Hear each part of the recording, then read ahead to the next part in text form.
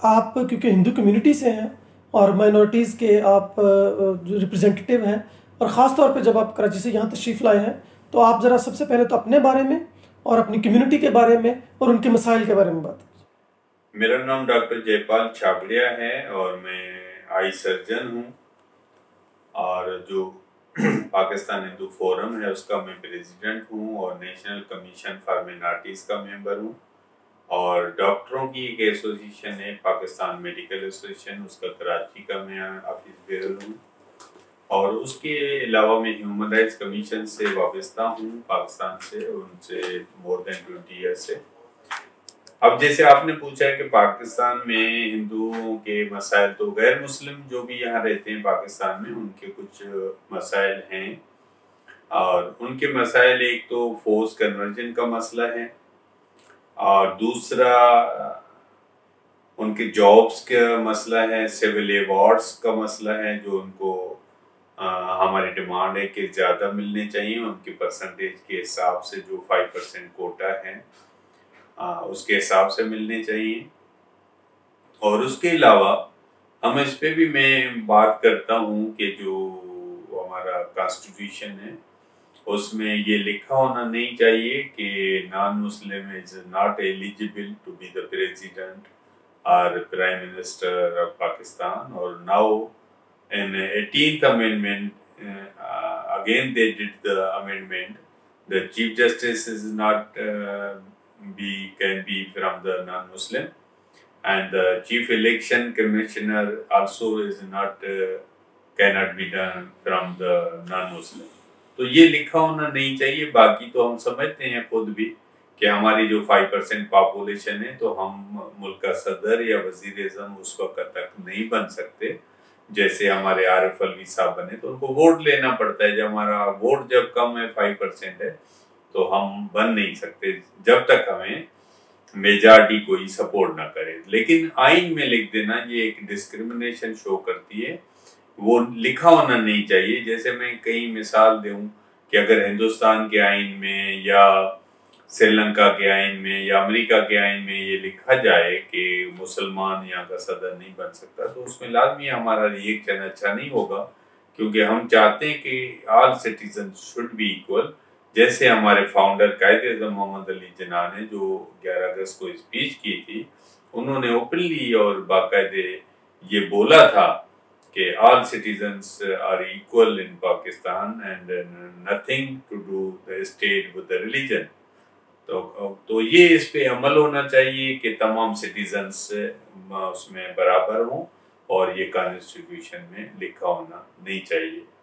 दूसरी अगली बात ये है कि आजकल आप जैसे देख रहे हैं डॉक्टर साहब के जो जबरी तब्दीली मज़हब का जो एक बिल है उसको जो है पार्लियामेंट्री जो कमेटी है उसने भी, और उससे पहले जो है इस्लामी नज़रियाती कौंसिल ने, इस्लामिक आइडियोलॉजी कौंसिल ने जो है वो उसको डिस्पोज ऑफ कर दिया है, उसको मुस्तरद कर दिया है, उसको रिजेक्ट कर दिया है। उस पर आपकी कम्युनिटी और आप ख़ास तौर पर क्या कहते हैं? उसमें मैं समझता हूँ ये गलत कर रहे हैं, उनको समझना चाहिए, क्योंकि हम समझते हैं कि ये बिल बहुत ज़रूरी है पास करना, क्योंकि ये नहीं करेंगे तो जो हमारी बच्चियां हैं गैर मुस्लिम, क्रिश्चियन हो, हिंदू हो या सिख हो या बहाई हो, वो जब कन्वर्ट होती है तो पूरी दुनिया में हमारे मुल्क की बदनामी होती है, क्योंकि मेच्योर एज जो है वो 18 साल होती है और ये दुनिया में माना गया है। और इवन पाकिस्तान में हमारी जो स्टेट है वो वोट का राइट 18 साल से कम उम्र वाले को नहीं देती, और 18 साल से कम उम्र वाले को ड्राइविंग लाइसेंस भी नहीं दिया जाता, क्योंकि वो स्टेट समझती है कि 18 ईयर्स द मेच्योर एज। जब स्टेट इन चीज़ों में समझती है तो ये कैसे मुमकिन है कि 12-13 साल वाली कोई बच्ची ऐसा सही फैसला कर सकती है कि उसके लिए मज़हब कौन सा सही है। तो ये हम डिमांड करते हैं कि कन्वर्जन एज जो है शुड बी 18। और दूसरा हमें ये भी देखना चाहिए कि ऑल इंडिया मुस्लिम लीग ने खुद 1927 में एक रेजोल्यूशन पास किया था, उनका जो सेशन हुआ था कलकत्ता में 30-31 दिसंबर 1927 को, तो उस वक्त ऑल इंडिया मुस्लिम लीग ने रेजोल्यूशन पास किया था कि conversion is not acceptable below the age of 18। ये उस किताबों में मौजूद है, ये हमने नहीं बनाया। तो जब ऑल इंडिया मुस्लिम लीग का ये रेजोल्यूशन है तो अब गवर्नमेंट उसको क्यों नहीं एक्सेप्ट करती? उसको एक्सेप्ट करना चाहिए। जो ये हमारे ओपिनियन, हमारे विजन जो कायदे-ए-आज़म का था, हमारे फाउंडर का था, और कायदे-ए-आज़म मोहम्मद अली जिन्ना ने, या ये सिर्फ रेजोल्यूशन पास नहीं हुआ था लेकिन उन्होंने अमली तौर पर इस पर अमल भी किया था कि जब उन्होंने शादी की थी रुती से, तो उन्होंने इंतज़ार किया था कि वो जब 18 साल की रुती हुई तब उन्होंने उससे मैरिज की थी। हालांकि उनका जो उनके घर में आना जाना बहुत पहले से था और उनके ताल्लुकात पहले से थे, लेकिन उन्होंने शादी के लिए इंतज़ार किया कि रुती 18 साल की हो जाए, तो अमली तौर पर उन्होंने एक्सेप्ट किया कि कन्वर्जन एज शुड बी 18। हालांकि पहली अगर शादी देखेंगे तो हमारे फाउंडर कायदे-ए-आज़म मोहम्मद अली जिन्ना की जो पहली शादी है वो 14 साल में हुई थी, क्योंकि वो मुस्लिम लड़की थी। लेकिन इसके मामले में क्योंकि रुती नॉन मुस्लिम थी, उनको कन्वर्ट भी होना था शादी से साथ, तो उन्होंने इसलिए इंतज़ार किया 18 साल की जब हुई तब उन्होंने शादी की। तो हमने ये बात मैंने चीफ जस्टिस गुलजार अहमद से भी की थी, तो उन्होंने इसको एक्सेप्ट किया था और उन्होंने कहा था कि इस चीज़ को आप प्लीड कर सकते हैं। तो मैं समझता हूँ हमारी स्टेट को इस पे फैसला लेना पड़ेगा, और ये जो हमारे मजहबी स्कॉलर हैं कुछ जो इस बात को नहीं मान रहे या उनको एतराज़ है, मैं समझता हूँ उनको ये नहीं तो हमारे मुल्क की बदनामी होती रहेगी, सारी दुनिया इसमें हंसती रहेगी, और नॉन मुस्लिम जो यहाँ रहते हैं वो बहुत परेशान रहेंगे इस वजह से, क्योंकि कोई भी नहीं चाहता कि उसकी 12-13 साल की बच्ची कोई मैच्योर होती है। बाकी जिसको कन्वर्ट होना है वो 18 साल में भले हो जाए। तो मैं समझता हूँ इसमें स्टेट को बड़ा रोल प्ले करना पड़ेगा, हमारे प्राइम मिनिस्टर, प्रेसिडेंट और हमारी ब्यूरोक्रेसी को इसमें हमारा साथ देना पड़ेगा। और जो बाकी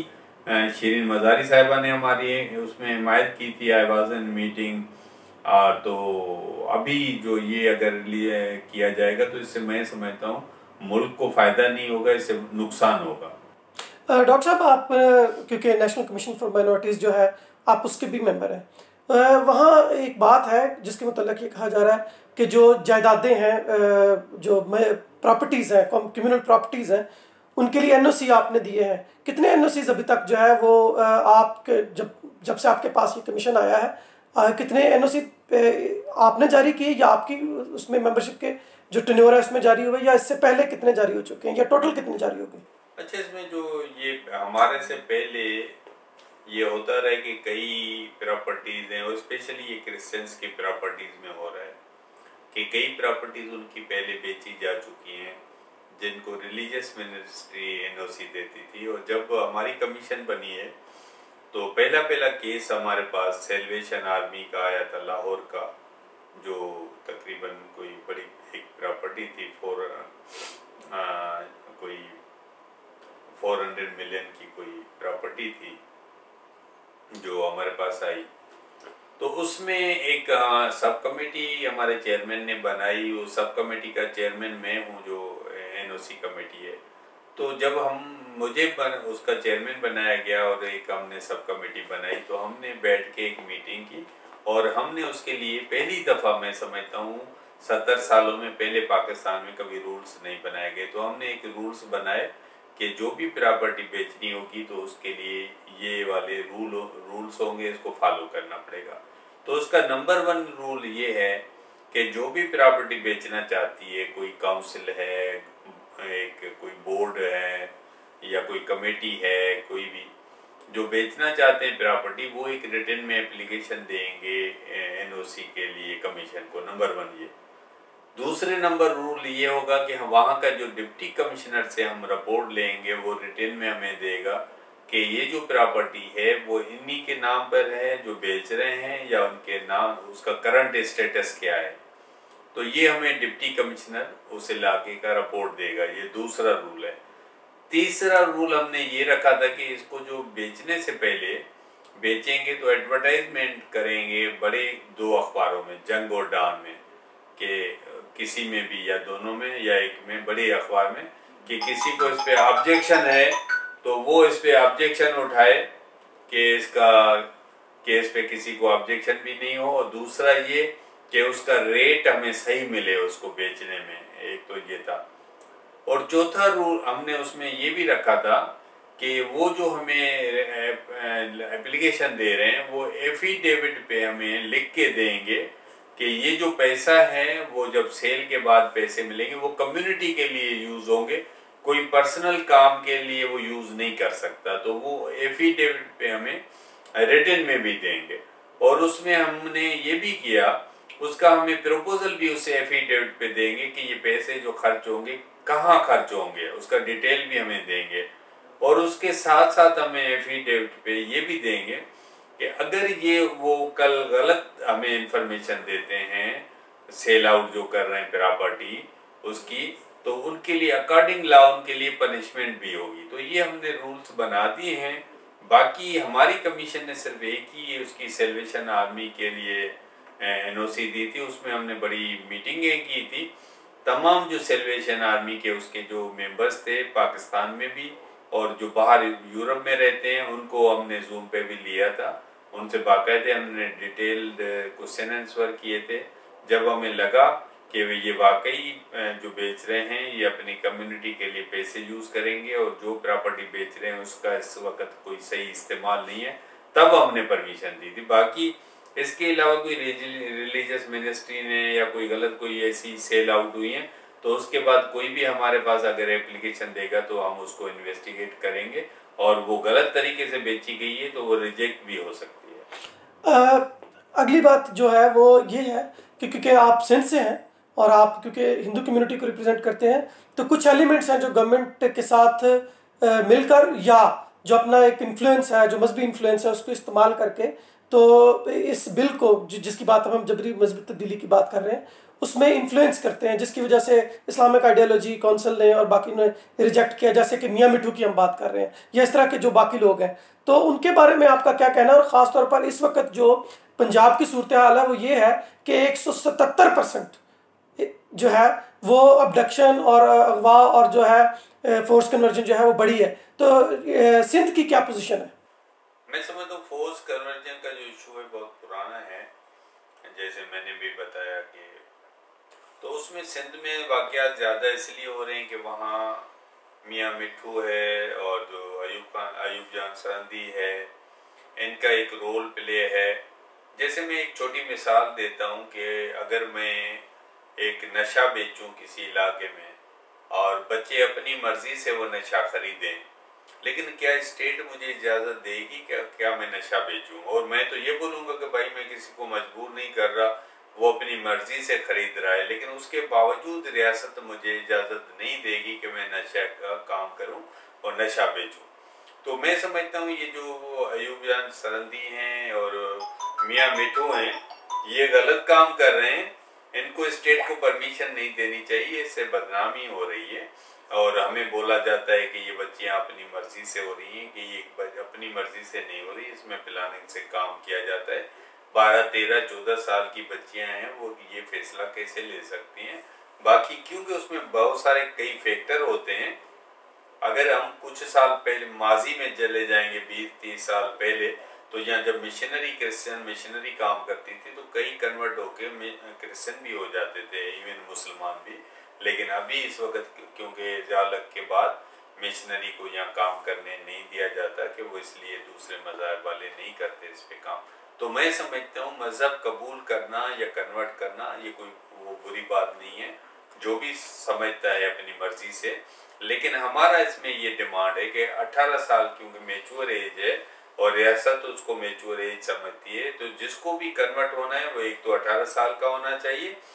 दूसरा, मौलवी के हाथ से कन्वर्जन हमें कबूल नहीं है कि कोई भी मौलवी के पास चला जाए मदरसे में। हमें जो जिसको भी कन्वर्ट होना है वो कोर्ट में जाए और कोर्ट में अपना स्टेटमेंट दे, क्योंकि हमारे यहाँ अक्सर ये होता है कि 12-14 साल की बच्ची को वो उठा लेते हैं, उसको फिर गायब हो जाती है। फिर ये भी हम साबित नहीं कर सकते कि उसका रेप पहले किया गया या उसका कन्वर्जन पहले हुआ या उसकी शादी पहले हुई। तो फिर उसको जो वो जाहिर करते हैं कि इसने तो अपनी मर्जी से शादी कर ली है। और पाकिस्तान में चाइल्ड मैरिज लॉ भी मौजूद है, उस पर इम्प्लीमेंटेशन नहीं होती। सिंध में चाइल्ड मैरिज लॉ मौजूद है कि 18 साल से कम उम्र वाली बच्ची शादी भी नहीं कर सकती। लेकिन उसको क्योंकि जो जब अक़लियत का ये मसला आता है नॉन मुस्लिम का, उसमें जज भी बायस बन जाता है और वो फैसला दे देता है। जब अगर मुसलमान लड़की का आता है तो उसको पेरेंट्स को वापस की जाती है कि वो चाइल्ड मैरिज लॉ की वजह से शादी नहीं कर सकती। तो मैं समझता हूँ इसमें बायस नहीं होना चाहिए और कोर्टों को हमें इंसाफ देना चाहिए, चाइल्ड मैरिज लॉ पे अमल होना चाहिए। और पाकिस्तान में ये भी लॉ मौजूद है कि 16 साल से कम उम्र वाली बच्ची के साथ विद कंसेंट भी कोई सेक्स नहीं कर सकता। लेकिन हमारी बच्चियां जब उठाई जाती हैं 12, 13, 14 साल की, तो उनको इसके लॉ का भी प्रोटेक्शन नहीं दिया जाता कि जब पाकिस्तान में लॉ मौजूद है। तो मैं समझता हूँ कि स्टेट को इसमें रोल प्ले करना पड़ेगा, कोर्ट्स को हमें इंसाफ देना पड़ेगा। जो लॉ मौजूद हैं, चाइल्ड मैरिज लॉ हो या दूसरे लॉ, उसकी इम्प्लीमेंटेशन करवाना बहुत ज़रूरी है। डॉक्टर साहब, आपने बहुत खूबसूरत इसके हवाले से सारी हमें गुफ्तगू बताई है। आप एक बात नज़र आती है कि यहाँ पंजाब से और बाकी जगहों से जो हिंदू कम्युनिटी है उसके पब्लिक जो कह लें कि जो प्रोसेशंस हैं या इस तरह के एहतजाजी मुजाहरे वगैरह जो हैं वो बहुत कम नज़र में आते हैं। उसकी वजह क्या है? उसमें मैं समझता हूँ, देखिए, एक तो प्रेशर होता है सोसाइटी में, और कई दफ़ा हम प्रोटेस्ट में जाते हैं तो वहाँ मजहबी को भी पहुँच जाते हैं। उसी दिन पता नहीं क्यों सेम टाइम पे वो प्रोटेस्ट रख लेते हैं, तो ये नहीं होना चाहिए। दूसरा ये भी है कि हमारे जो जितने भी लोग हैं वो कर रहे हैं, ऐसा नहीं कि बिल्कुल नहीं करते। अभी जो फोर्स कन्वर्जन के हवाले से बिल रिजेक्ट हुआ है, सैमसन सलामत ने यहाँ लाहौर में प्रोटेस्ट किया है। और आज मैं कराची में मौजूद नहीं था, लेकिन कराची में आज प्रेस क्लब के बाहर प्रोटेस्ट था। तो जितनी भी कुव्वत है, हो सकता है वो अपने तौर पर करते हैं। कई हमारे पार्लियामेंटेरियन दोस्त हैं, जो लाल माली हैं, रमेश लाल हैं, दूसरों ने उस पर prohibition of conversion bill pay, force conversion bill pay खुल के बात की है कि ये बहुत ऐसा से महरूमी से बढ़ेगा और ये ब्लैक डे जाना जाएगा 13 अक्टूबर को। जब उन्होंने रिजेक्ट किया है तो उन्होंने बात रखी है, लेकिन हम लाजमी एक सिविल सोसाइटी का हिस्सा हैं, पाकिस्तान का सिटीजन है, तो लाजमी हम उसमें एहतियात करते हैं कि ऐसी कोई बात न करें जो रियासत के खिलाफ हो। ऐसी कोई बात नहीं करते कि मजहबी नफरतें फैलें हमारी सोसाइटी में। तो हम लाजमी अपने उसके अंदर, दायरे के अंदर रह के हम उस पर एतराज़ या ऑब्जेक्शन ज़रूर करते हैं। आज तक आपको बतौर हिंदू कभी किसी तरह की जो मजहबी तासुब है उसका कभी आप शिकार हुए, क्योंकि आप डॉक्टर हैं और आप? नहीं, मैं नहीं समझता कि, क्योंकि ये डिपेंड करता है कि आपके दोस्त कौन हैं, आपका उठना बैठना कैसे। तो हमारा जो ज़्यादा मेजॉरिटी डॉक्टरों के साथ या सिविल सोसाइटी के जो लोग हैं, तो वहाँ हमें फील नहीं होती। लेकिन बाकी क्योंकि हमारी सोसाइटी में, क्योंकि जो अनपढ़ लोग हैं, पढ़े लिखे नहीं हैं, उनको लाजमी फेस करना पड़ता है। या कई जगहों पे, जब मैंने पीटीवी पे एक ड्रामे में रोल प्ले किया था, ये परवेज़ मुशर्रफ के ज़माने की बात है, जब ओनली पीटीवी थी, तो डॉक्टर का रोल था। तो जो वहाँ जब मैं टीवी पे जा रहा था तो सब पूछते थे कि आप इंडिया के कौन से इलाके से बिलोंग करते हैं, जबकि मैंने बोला कि मैंने इंडिया देखा है, ना मेरे बाप ने इंडिया देखा, ना मेरे दादा ने इंडिया देखा। लेकिन ये एक तस्वर दिया जाता है कि जो हिंदू है शायद इंडिया से आया। तो ये एक मेरा दोस्त था, जो एक मेरा क्लासमेट है, इंजीनियर बना, तो उसका मिलिट्री इंजीनियरिंग में इंजीनियर बना। तो जब एक मेजर के घर गया तो वो खुद बता रहा था, मेरे जो उनके मेजर ने बता दिया था अपनी फैमिली को कि मेरे साथ एक हिंदू मिलने आया है। तो बोला उसके बच्चे जो है मुझे ऊपर से नीचे तक 4-5 दफ़ा देख रहे थे, फिर हाथ लगा रहे थे मेरे हाथ को कि ये कैसा हिंदू है, ये तो ऐसा ही लग रहा है जैसे हम लोग हैं। तो ये तो एक कंसेप्ट जब दिया जाता है, अदरवाइज मैं समझता हूँ कोई ऐसी हमें सोसाइटी में इस तरह की चीज़ नज़र नहीं आती, क्योंकि हमारा बैठना उठना पढ़े लिखे लोगों के साथ होता है। बाकी ये तो ज़रूर होता है, जो अनपढ़ लोग होते हैं, कभी उनका झगड़ा हो जाता है तो वो हिंदू को बोल देते हैं कि आप बनिया होके मेरे से कैसे लड़ोगे। तो ये तो एक जितनी जहालत है, लिटरेसी है, तो सोसाइटी के ये हिस्सा है।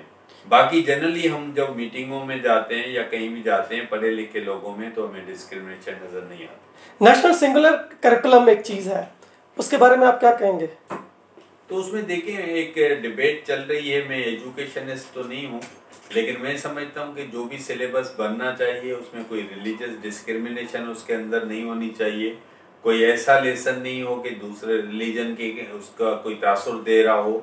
ये नहीं हो, और दूसरे का मजहब दूसरे को पढ़ाना भी नहीं चाहिए। मैं तो इसके हक में भी नहीं हूँ कि हमारे कई जो हिंदू पार्लियामेंटेरियन हैं या हमारे टीचर्स एसोसिएशन है मिनार्टी, उन्होंने एक सिलेबस बनवाया है कि जो मुस्लिम नॉन मुस्लिम बच्चे हैं उनके लिए सिलेबस अलग बनाया गया है, क्रिश्चियंस के लिए, हिंदुओं के लिए, सिखों। लेकिन मैं ज़ाती तौर पर रिलीजियस एजुकेशन का स्कूल में होने के खिलाफ हूँ। There should be no religious education in the educational institute. और मैं जब हाई स्कूल में पढ़ा था तो मैंने सिविक्स पढ़ी थी, तो मजहबी किताब जब भी कोई भी पढ़ाएंगे तो बच्चों के की ख्यालात इतने मेच्योर नहीं होते, तो वो वहाँ डिबेट करेंगे रिलीजन पे, तो ये अच्छी बात नहीं है। और दूसरा जो नॉन मुस्लिम के लिए इन्होंने सिलेबस बनाया है, क्रिश्चियंस का लिए, हिंदुओं के लिए, तो मैं नहीं समझता कि कोई गवर्नमेंट हर स्कूल में कोई उनको नॉन मुस्लिम टीचर प्रोवाइड कर सकती है, क्योंकि कई जगह ऐसे स्कूल हैं जहाँ हमारे 2 क्रिश्चियन पढ़ते हैं या 4 हिंदू पढ़ते हैं, तो उसके लिए जब वो टीचर नहीं देंगे, जब वो उनको मुसलमान टीचर पढ़ाएगा तो वो वहीं पे भी वो लाजमी उसी तरीके से सही नहीं पढ़ा सकेगा जो उनका रिलीजन है। तो मैं समझता हूँ कि रिलीजियस एजुकेशन किसी भी तालीमी इदारे में होनी नहीं चाहिए। डॉक्टर साहब, आपका बहुत शुक्रिया, आपने बहुत खूबसूरत गुफ्तगू की, आपने काफ़ी सारे सवालों के जवाब दिए। आखिर में नेशनल न्यूज़ की स्क्रीन आपके लिए हाजिर है, अगर आप कोई भी मैसेज जो है पूरी दुनिया में रहने वाले नेशनल न्यूज़ के व्यूवर्स को अगर कोई देना चाहें तो प्लीज़। मैं सबको ये मैसेज दूंगा, अपनी रियासत को भी दूंगा कि कॉन्स्टिट्यूशन में इक्वल राइट्स लिखना, सिर्फ ये नहीं लिखना चाहिए जो हमारा एक है कि all citizens have equal rights, but doctor Jaipal is not eligible to be the president of Pakistan, prime minister of Pakistan, chief election commissioner of Pakistan, chief justice of Pakistan. ये राइट मुझे भी होना चाहिए, भले मैं नहीं बन सकता हूँ, लेकिन कॉन्स्टिट्यूशन में लिखा जो होना नहीं चाहिए। एक तो ये, और पब्लिक के लिए मेरा ये मैसेज है कि हम तमाम लोगों को बेहतर और डेवलप करना पड़ेगा पाकिस्तान में। आज जश्न ईद मिलादुल नबी के लिए भी मेरे से मैसेज लिया गया कराची से फ़ोन आया था, तो मैं तमाम आले इस्लाम को, मुसलमानों को मुबारकबाद दूंगा। और मैं तमाम पैगंबरों को अपना पैगंबर समझता हूँ कि जो मुसलमान का पैगंबर है वो मेरा है, जो मेरा पैगंबर है वो, सारी जो पैगंबर होते हैं वो सारी ह्यूमन बींग्स के लिए होते हैं, कोई डिवाइडेड नहीं होते। और जैसे इस्लाम में लिखा गया कई लाखों में जो पैगंबर आए हैं, तो मैं समझता हूँ हज़रत ईसा मसीह हो या हज़रत मोहम्मद हो या गुरु नानक हो या क्रिश्चियन हो, ये हमारे जब तक हम तमाम अपने तमाम पैगंबरों की, तमाम दूसरे मज़ाहब वाले इज़्ज़त नहीं करेंगे तो हम कभी भी बिरादरहुड डेवलप नहीं कर सकते। तो पाकिस्तान में हमें तमाम ये कभी ये भी होता था जब एक दफ़ा कि हमें दिवाली और होली की मुबारकबाद कोई रियासत नहीं देती थी, लेकिन अभी तो एक रिवाज है कि प्राइम मिनिस्टर और प्रेसिडेंट देते हैं, तो ये देना चाहिए हमें। एक दूसरे को, हमें फेस्टिवल्स में शामिल होना चाहिए और हम तमाम लोगों को एक दूसरे का भाई समझें। और मैं तो ये भी डिमांड करता हूँ कि कश्मीर का मसला जल्द से जल्द हल किया जाए कि ये एक हिंदू मुसलमान में नफरत की वजह बनता है। और कश्मीर कमेटी का मैंने ये भी डिमांड करता हूँ पाकिस्तान में कश्मीर कमेटी का चेयरमैन हिंदू को बनाए, और क्योंकि कायदे-ए-आज़म ने एक हिंदू को बनाया था, Jogendra Nath Mandal was the first Kashmir committee chairman Pakistan में 48 में। और why not I should talk against the Modi government for the rights of Kashmiris. I can talk, it is a human rights issue and that should be solved as soon as possible। and हमें हिंदुस्तान पाकिस्तान को no वार pact करना चाहिए, और जंग किसी मसले का हल नहीं है। कृष्ण चंद्र का ने एक अपने नावल गद्दार में लिखा था कि बंदूक जिंदगी देती नहीं है, बंदूक जिंदगी लेती है और उठाने वाले की भी हो सकती है। तो मैं समझता हूँ हमें आर्म्स की दौड़ में नहीं जाना चाहिए कि हाँ अमेरिका से इंडिया हथियार खरीदता है और पाकिस्तान चाइना से खरीदता है, वो दोनों मुल्क कमाते हैं और हम जंग करते हैं। मैं समझता हूँ इन मसलों को हल करना चाहिए। हमारी जो पावर्टी लाइन है, हमारी जो बहुत सारी पॉपुलेशन अंडर पावर्टी पाकिस्तान में भी रहती है, हिंदुस्तान में भी रहती है, तो ये पैसा उन पे खर्चा होना चाहिए और ये पैसा डिफेंस पे नहीं होना चाहिए। तो मैं समझता हूँ हम अपने मुल्क की तरक्की के लिए और कायदे-ए-आज़म के विजन के मुताबिक अगर काम करेंगे तो, और हमें पाकिस्तान वही चाहिए जो कायदे-ए-आज़म ने हमारे साथ वादा किया था 11 अगस्त को। Thank you very much doctor साहब, बहुत शुक्रिया।